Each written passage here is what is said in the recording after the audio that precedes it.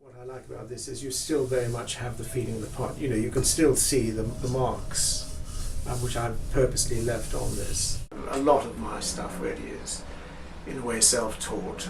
I read a lot about the subject, and I go to museums and galleries. But I'm very influenced, I suppose, inspired by ancient artifacts. I mean, to actually spend time just wandering around the British Museum or the Louvre is just wonderful. And then last year we went to Sicily, and there's a most wonderful museum in Syracuse, which has incredible ceramics, and you just come away just so inspired by the simplicity of it all, and because I'm very much into making things which are vessels in a way, which really could be used. I love people to handle ceramics, and whenever I go to an exhibition, I just want to pick things up and feel them, because you can feel what the potter has put into it, and you can the way that it's actually held in your hands. It just means so much. What I like about hand building is the actual rhythm. It's quite contemplative, and you work at a certain sort of pace. And there we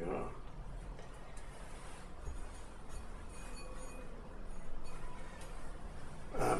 It's really quite rough at this stage, so you've got to move towards smoothing it off. So again, the old credit card comes out, and that just takes the excess clay off. Putting it on the stand, the clay now is sufficiently dried, and it's stable enough to support its own weight.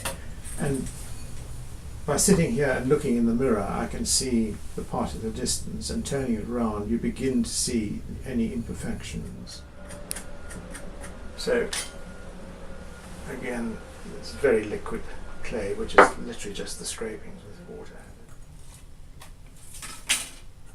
It's roughly formed, and a useful tool to use is just a board. To begin gently pulling the clay in to the sort of shape that I want.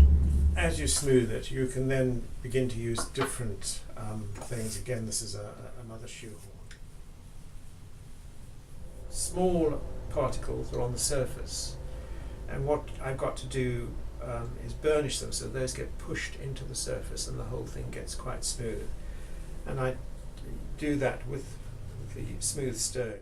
So these are the parts that I've added an oxide to the clay, which will fire as a sort of blue. But before firing, I've actually scratched into the surface of the clay a sort of sgraffito design all the way around, and then taken a softer clay with again a different colour added to it, pressed that into the surface, and then wiped it off. So this is my kiln, which is called an electric top loader. You have these stilts which are then put in around the pot,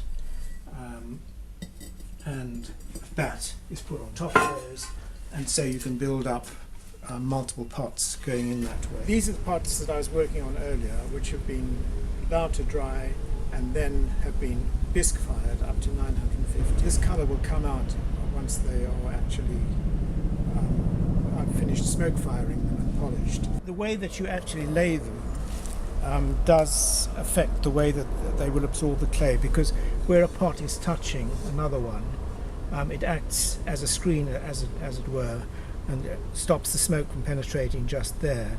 But where the smoke has easy access, that will go round and that will turn black. That looks as if it's on its way, it's burning nicely, and I just put the lid on and hope that just keeps burning.